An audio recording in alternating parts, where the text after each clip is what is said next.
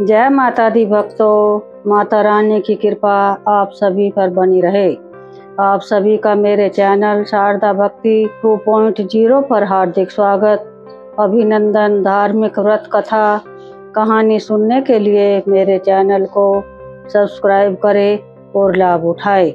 भक्तों, नवरात्रि के पावन दिन आने वाले हैं।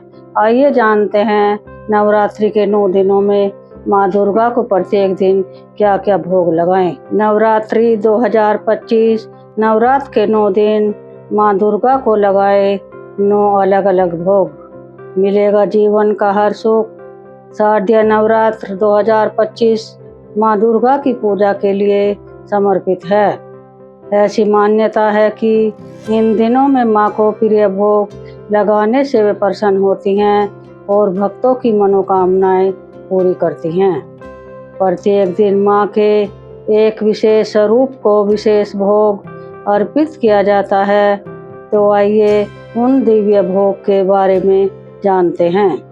शारदीय नवरात्र माँ दुर्गा की पूजा के लिए बहुत महत्व रखता है। इन 9 दिनों में माँ दुर्गा के 9 अलग अलग स्वरूपों की पूजा की जाती है और व्रत रखा जाता है। ऐसी मान्यता है कि इन 9 दिनों में माँ को उनके प्रिय भोग लगाने से वे प्रसन्न होती हैं और अपने भक्तों की सभी मनोकामनाओं को पूरी करती हैं।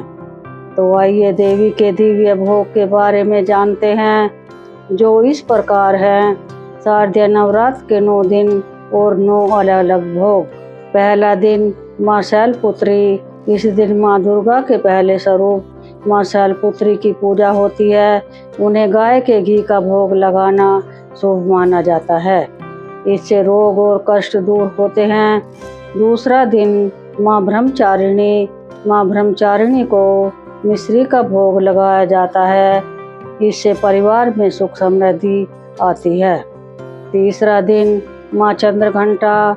इस दिन माँ चंद्रघंटा को खीर का भोग लगाने से मानसिक शांति मिलती है और सभी दुख दूर होते हैं। चौथा दिन माँ कुष्मांडा। माँ कुष्मांडा को मालपुए का भोग लगाना चाहिए।